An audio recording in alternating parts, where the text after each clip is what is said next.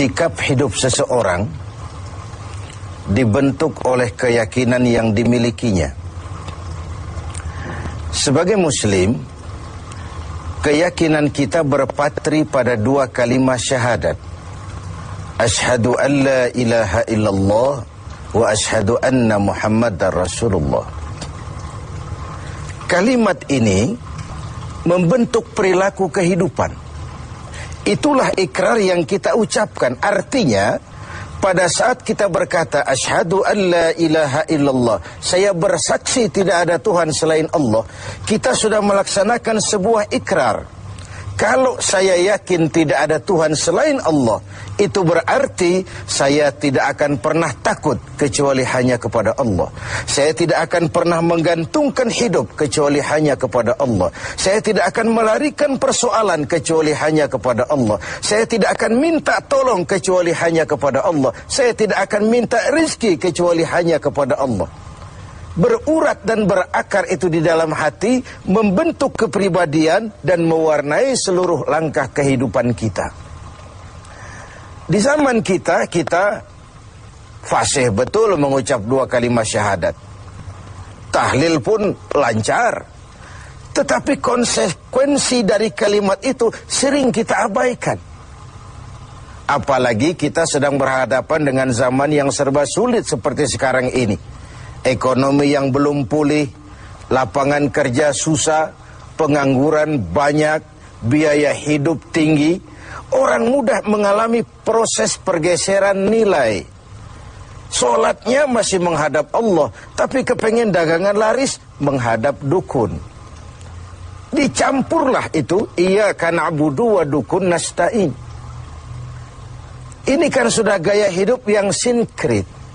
Nah, puasa melahirkan keikhlasan. Kenapa? Karena ibadah ini seperti kita pernah bicarakan tanpa sugesti. Mungkin kalau kita sholat masih berharap dilihat orang. Kita membayar zakat, kita bersedekah masih berharap dilihat orang. Tapi dengan puasa hanya kita dan Allah saja.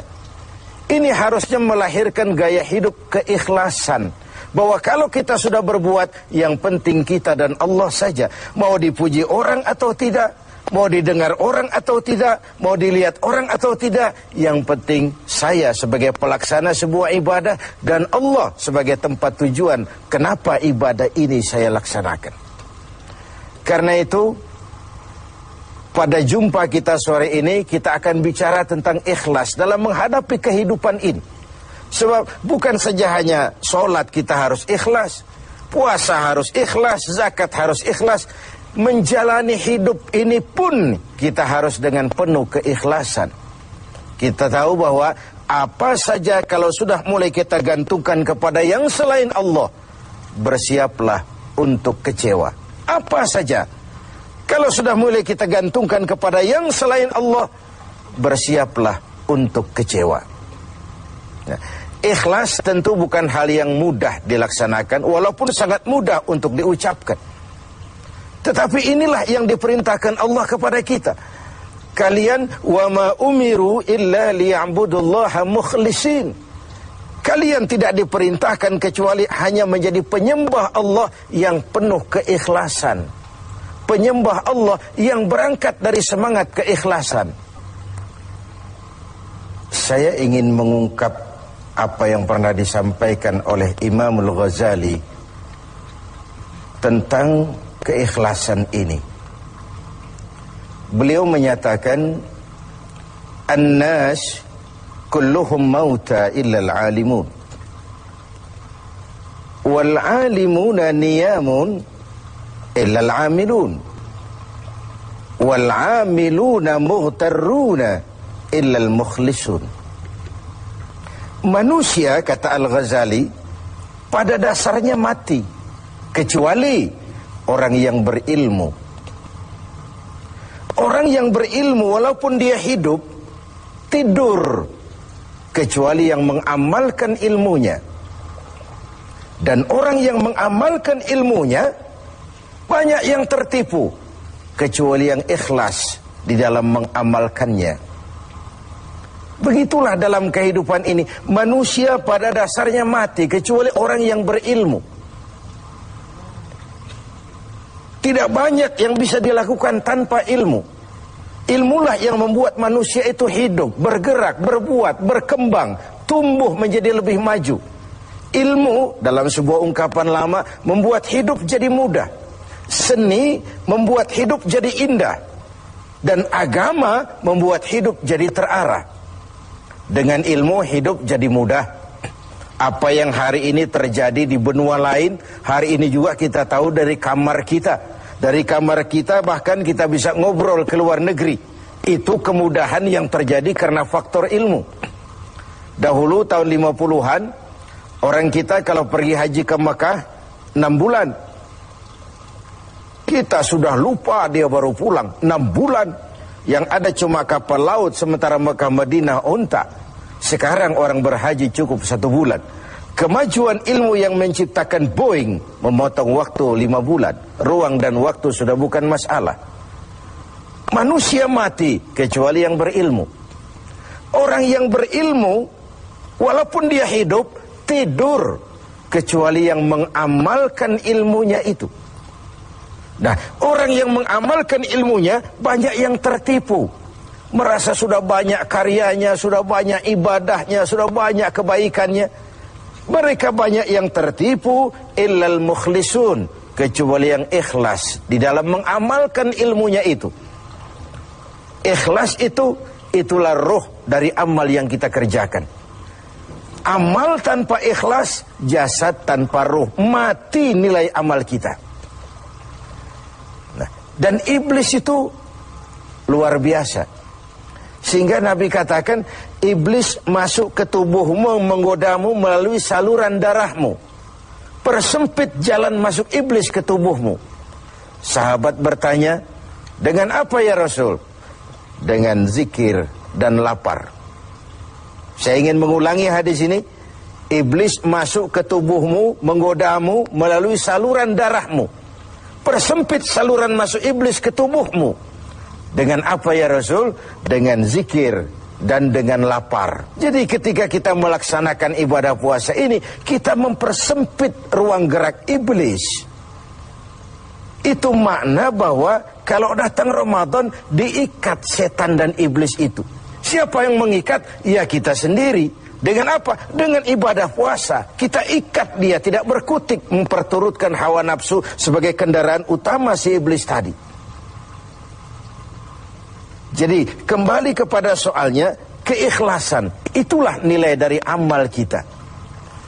Nah, iblis datang kepada setiap orang dengan bendera yang tidak sama. Iblis datang kepada orang kaya dengan bawa bendera bakhil. Iblis datang kepada penguasa dengan membawa bendera kezaliman. Iblis datang kepada para kiai dengan membawa bendera hasud, iri hati, dengki. Iblis datang kepada orang kaya dengan membawa bendera pelit, bin bakhil alias kikir.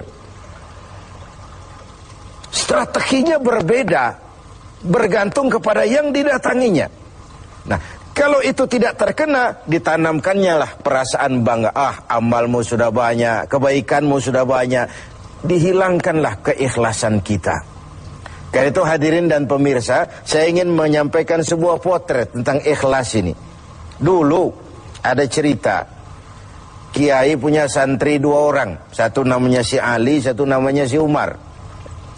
Satu hari si Ali pergi ke kebun, nyabut singkong. Singkong tercabut, Ali melihat, ini singkong bagus sekali. Kalau dihadiahkan kepada Pak Kiai, senang hati beliau. Tabarukan, cari berkah. Berangkat ke rumah Kiai, bawa singkong. Sampai di rumah Kiai, Assalamualaikum Pak Kiai. Waalaikumsalam, Li. Ada apa? Dari kebun Pak Kiai, saya jabut singkong, bagus sekali. Saya ingat sama Kiai, doakan saya Kiai. Oh, bawa masuk ke dapur, Li. Ali masuk ke dapur, taruh singkong. Kiai bilang sama istrinya, Bu, Ali ini jauh-jauh datang kemari, hadiahkan kita singkong ini. Pulang kita kasih apa dia? Kata istrinya Kiai, Bang, ada seekor kambing di belakang, hadiah pengusaha temporary sama kita. Daripada di sini ada yang merawat, kan lebih baik dikasihkan si Ali. Siapa tahu dia pelihara berkembang biak jadi banyak nantinya. Jadilah itu. Ali permisi mau pulang, kata Kiai, Li, saya hadiahkan kau seekor kambing. Peliharalah, mudah-mudahan membawa berkah. Terima kasih Pak Yai. Pulanglah Ali dengan kambing seekor ini. Di jalan pulang ketemu temannya si Umar. Dari mana kau, Li? Dari rumah Kiai Umar. Itu kambing dikasih sama Kiai. Kenapa kamu dikasih kambing? Enggak tahu, saya datang cuman bawa singkong ke rumah Kiai, pulang dikasih kambing. Si Umar nih otak dagangnya jalan. Kalau Ali saja bawa singkong dikasih kambing, bagaimana kalau saya bawa duren? Jadi mampirlah si Umar ke pasar beli duren 3 buah, dibawalah ke rumah Kiai. Kiai, assalamualaikum. Ada apa, Mar? Duren Kiai, ikhlas karena Allah, ikhlas Kiai, silakan. Oh, bawa masuk ke dapur, Mar.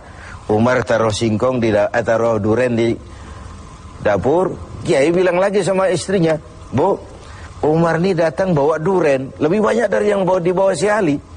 Kita kasih apa dia pulang? Kata istrinya Kiai, abang nih kambing seekor pun sudah dikasih Ali, bang. Sudah nggak ada apa-apa lagi di rumah. Gitu ya? Iya. Jadi macam mana? Kata istrinya Kiai, begini sajalah bang. Ali tadi kan datang bawa singkong. Lalu Umar nih daripada pulang tangan kosong, sudah singkong Ali saja kasihin si Umar. Begitu. Iyalah. Ya jadilah. Umar permisi mau pamit pulang, kata Kiai, Mar, ada singkong, kamu bawa pulanglah, saya hadiahkan sama kamu, rebus, mudah-mudahan bawa berkah buat kamu. Pulanglah si Ali bawa singkong nih kan. Jadi ini sebuah potret betapa si Ali yang ikhlas bawa singkong dapat kambing. Umar nih yang punya target bawa duren 3, pulang dapat singkong. Nah, jadi ini sebuah cerita bahwa apa saja kalau sudah kita mulai bukan karena Allah, bersiaplah untuk kecewa. Itu dulu, barangkali adik-adik ada yang akan mengajukan pertanyaan. Silakan. Assalamualaikum warahmatullahi wabarakatuh. Salam. Kiai, ada yang ingin saya tanyakan berkenaan dengan ikhlas. Pertanyaannya, bagaimana contoh orang yang ikhlas dalam berbuat? Ya, contoh orang yang ikhlas dalam berbuat. Saya ingin menyampaikan sebuah cerita saja, tapi agak vulgar. Tapi ini agak mendekati ya. Orang yang ikhlas dalam berbuat itu, mohon maaf, barangkali agak mirip-mirip orang yang buang air besar. Ini saudara-saudara, kalau pagi buang air besar ikhlas enggak? Ikhlas kan? Apa pernah ditengok-tengok? Enggak pernah. Apa pernah berharap balik lagi? Juga enggak. Walaupun malam habis makan enak, makan sate, buahnya anggur, apel, besok pagi dibuang ikhlas. Enggak begitu jatuh terus ditengokin, jangan-jangan satenya ini. Enggak, sudah ikhlas, kurelakan di kau pergi. Begitu kira-kira contoh orang yang ikhlas dalam berbuat. Ini maaf ya, contohnya agak vulgar, tapi saya pikir itu yang agak mendekati. Kalau sudah berbuat ya sudah diikhlaskan saja, dilepas. Karena ikhlas itu kan artinya selamat, selamat dari noda, selamat dari kepentingan yang selain Allah, bersih dari kepentingan yang selain Allah. Nah itu yang kita inginkan dalam berbuat. Dan puasa sekali lagi melatih kita untuk menerapkan sikap-sikap ikhlas. Kan kalau sudah kita puasa, yang tahu cuma kita dan Allah saja. Bukan karena ingin dipuji orang, bukan karena ingin disanjung orang, tapi karena melaksanakan perintah Allah berdasarkan keikhlasan. Mudah-mudahan puasa ini semakin mendorong kita menjadi orang-orang yang ikhlas.